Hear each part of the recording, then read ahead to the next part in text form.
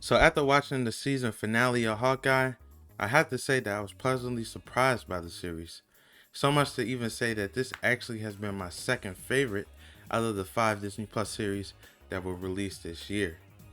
But as typical of these Disney Plus shows, the finale had parts that fell flat and left plot points to be desired. Still, I thoroughly enjoyed myself throughout the series and felt it was fairly consistent. So I just want to give my quick thoughts on the series as a whole. Now, this series to some can be a slow burn. I think it was wise though to release the first 2 episodes simultaneously.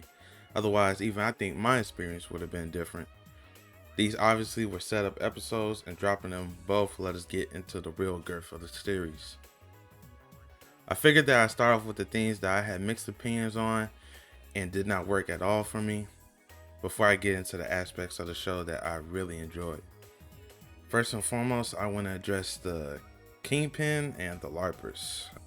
I like what the creators chose to do in terms of displaying Kingpin's strength and the vulnerability, but did not like how he was used in action. His action sequences did not display the physicality that I wanted from a strengthened Kingpin, and pretty much just resulted in him just throwing Kate around the shop. The final sequence with Echo did nothing for me, as everyone knows that he's not dead. After just being introduced, it's just obvious he's going to be killed so quickly, and takes all the weight from the scene as a whole. I felt like Kingpin was a little censored, and that goes to kind of obvious reasons, but I do think that there's still time to fix the bad things that were done with Kingpin. While I like the individual personality of the Larpers, the LARPing center scenes did nothing and did not work for me at all. These scenes dragged the show along for me and took away precious time that could have been put to more productive use for the major supporting characters. I also felt that Echo was underutilized, similar to Monica and WandaVision in this Hawkeye finale.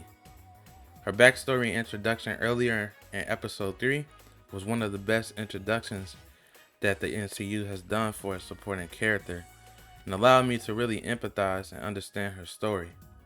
Her section in the finale, however, felt rushed and needed more time to be fleshed out. I think that something that contributes to this is her confrontations with both Clint and Kazi. Her confrontation with Clint just felt unresolved.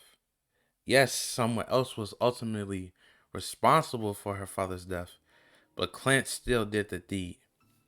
She kind of just accepted what Clint did and that he killed her dad, and that kind of rubbed me the wrong way.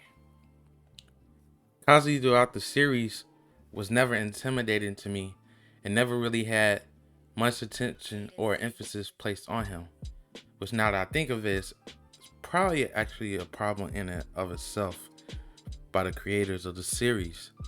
If Kazi had more story and emphasis placed on him, in addition to his relationship with Maya, and felt intimidating as a threat, I think their interaction in the finale would have had the impact that it desperately needed.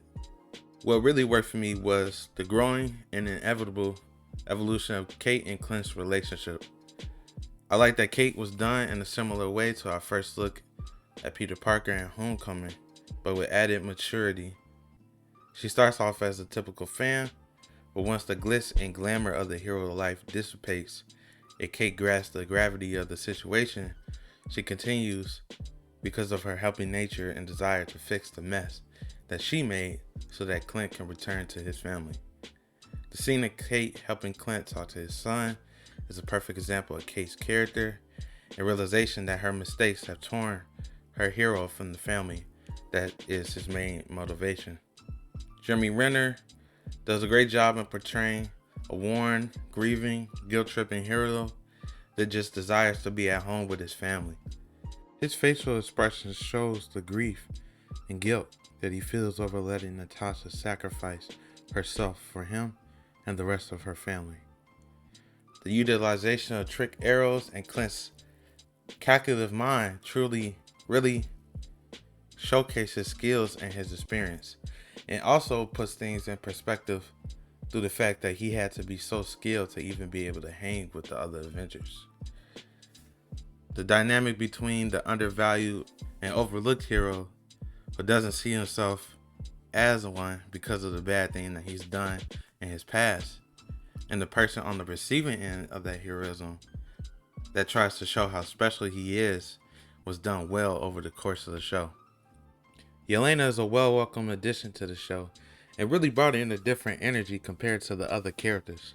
Florence Pugh does a great job in showing Yelena's easygoing, fun to be with attitude with Kate, but also doesn't slouch on the fact that she's still a trained assassin. Her relation to Clint starts off in anger and revenge, but as she learns the truth, it changes to feelings of envy, denial, and sadness. She's envious of the time Clint spent with her sister that she didn't receive, feels that she could have changed the outcome, and is saddened by the realization that she knows nothing would have changed the reality of Natasha's death. The part of the show that best appealed to me is its simplicity.